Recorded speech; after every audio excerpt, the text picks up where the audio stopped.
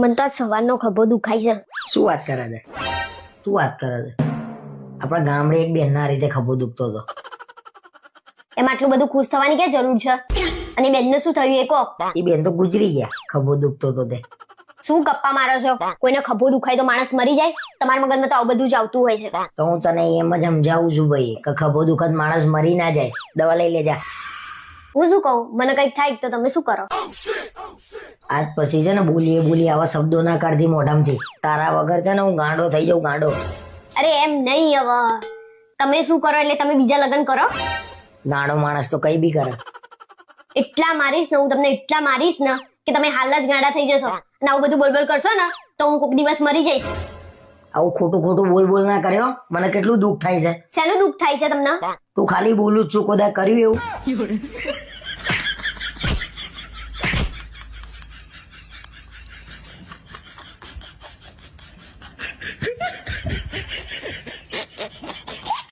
પારુલ, તારી ખરાબ આદત છે મને હે ને ગુસ્સો જલ્દી આવી જાય. કેવી વાત ઉપર? બસ આવી વાત ઉપર તમે કડવો અહેસાસ કરો ને એ મને નહીં ગમતું. પણ ના પાડી દેવાય ને, મારવાનું શું શરૂ થઈ માં?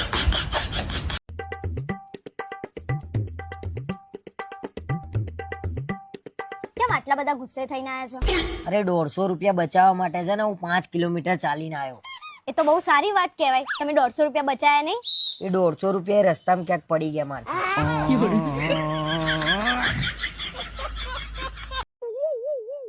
અરે હું શું કહું, એક વાત તો માનવી પડે હો. લગ્નના આટલા વર્ષો પછી મને ખબર પડી ગઈ કે હંમેશા તારી ચોઈસ જ સારી હોય છે.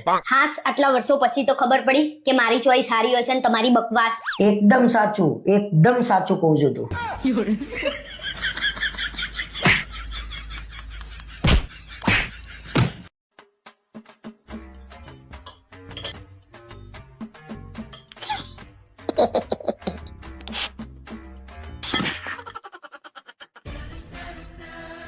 શું દાંત કાઢો છો મગજ વગરના?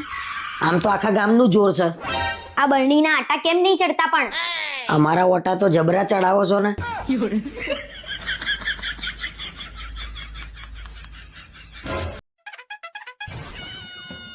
અરે યાર, રોટલી કેમ આજે આટલી જાડી છે યાર?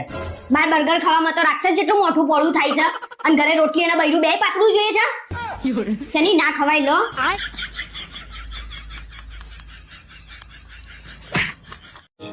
હું શું કહું, હું તમારા ઉપર આટલો બધો ગુસ્સો કરું છું તો તમે મારી ઉપર સહેજે ગુસ્સો નહીં કરતા. એનું કારણ શું? એનું કઈ કારણ નહીં, મને ગુસ્સો જ નહીં આવતો. ના, કંઈક તો કારણ હશે ને. તમે ક્યાંક તો ગુસ્સો ઉતારતા હશો ને. તારા સાંભળવું જ છે ને તો સાંભળ. તું જરા મને એમ નહીં કહેતી ટોયલેટ સાફ કરી નાખો, એટલે હું તારા બ્રશ વડે ટોયલેટ સાફ કરી નાખું.